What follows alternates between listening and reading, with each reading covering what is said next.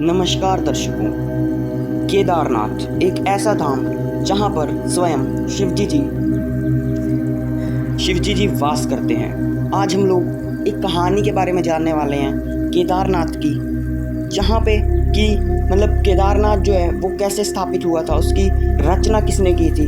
तो बात करते हैं आज की इस वीडियो में कि केदारनाथ कैसे बना था। तो केदारनाथ से जुड़ी पुराण में बहुत सारी कथाएं हैं, लेकिन आज हम लोग बात करने वाले हैं एक ऐसी कथा की जो महाभारत में भी, तो ये जो कथा है केदारनाथ की, ये महाभारत से जुड़ी हुई है। तो बात करते हैं इस कथा के बारे में।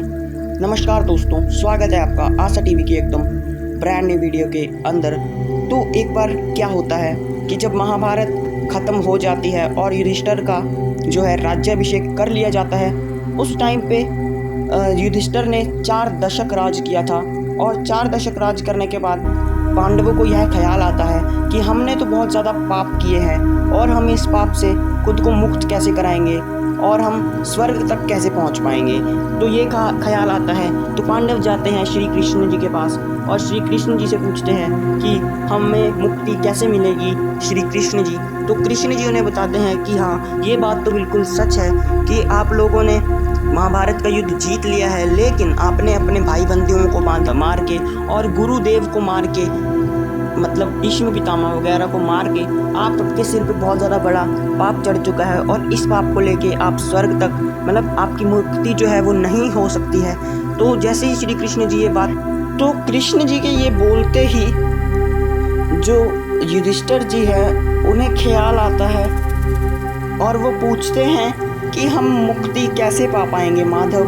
तो श्री कृष्ण जी उन्हें बताते हैं कि आपको इस पाप से मुक्त सिर्फ शिवजी जी ही कर सकते हैं, तो आप लोगों को शिवजी जी के पास ही जाना पड़ेगा।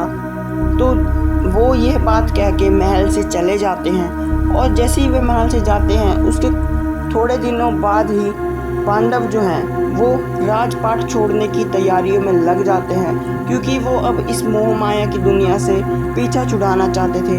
और जैसे ही वे ये सब तैयारियां कर रहे होते हैं, उसी समय खबर आती है कि श्री कृष्ण जी के पैर पे तीर लगने से वे अपने धाम वापस जा चुके हैं।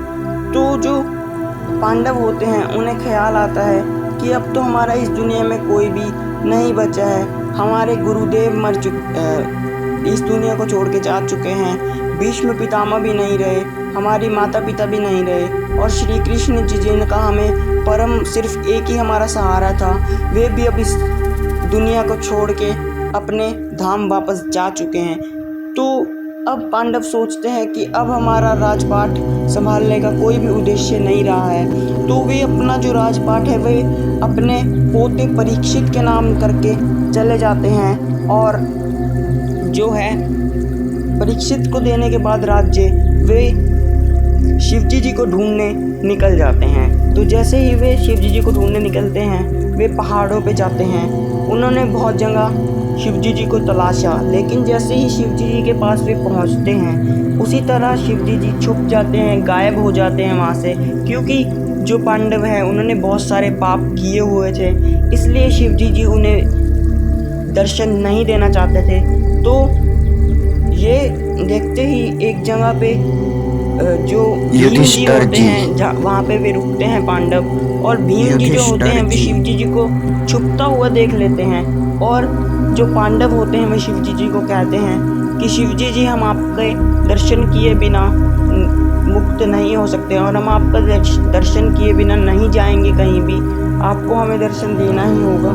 तो उसी समय वहाँ पे एक लाल सांड आ जाता है, वहाँ पे एक सांड आ जाता है और वो भीम जी को जो है टक्कर मार देता है। अब जैसे ही भीम जी को टक्कर पड़ती है, वो जो सांड होता है उसका जो सिर होता है वो पहाड़ के अंदर छुप जाता है और जो भीम जी होते हैं वो उस सांड को उसकी पूंछ से खींचने की कोशिश करते हैं। और जैसे ही वो उस सांड को पूंछ से खींचने की कोशिश करते हैं, उस सांड का जो धड़ होता है वो उसकी मुंडी से जो है अलग हो जाता है और वो मुंडी जो है उस गिर जाती है एक जगह पे और वहाँ पे शिवलिंग प्रकट हो जाता है और शिवजी जी ने जो है उस समय वहाँ पर आकर पांडवों को दर्शन दिया। तो आज भी माना जाता है कि शिवजी जी जो हैं वो केदारनाथ पर वास करते हैं, और ये सब होते ही जो है शिवजी जी ने उन्हें स्वर्ग का रास्ता बताया पांडवों को, और इसी के साथ ये जो कथा है वो संपूर्ण हो जाती है। और जो शिवजी जी हैं वे केदारनाथ मतलब वहाँ पे एक त्रिकोणा शिवलिंग है केदारनाथ में, 3 कोनों वाला, और आज भी उसकी पूजा होती है।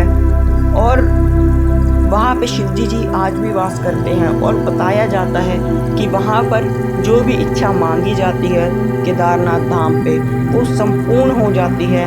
और यदि केदारनाथ जाते हुए किसी की बीच रास्ते में मृत्यु हो जाती है तो उसको पूर्ण जन्म नहीं लेना पड़ता, और उसका जो है वहाँ पे केदारनाथ धाम की धरती पे वह मुक्त हो जाता है और इस संसार की मोह माया से अपना पीछा छुड़ा लेता है। तो कैसी लगी आपको आज की ये वाली वीडियो, हमें कमेंट करके ज़रूर बताइएगा। तो आज की इस वाली वीडियो के लिए इतना ही हमारे प्यारे दर्शकों। मैं मिलता हूँ आपसे किसी अगली वीडियो में किसी नई जानकारी के साथ। तब तक के लिए जय हिंद, वंदे मातरम।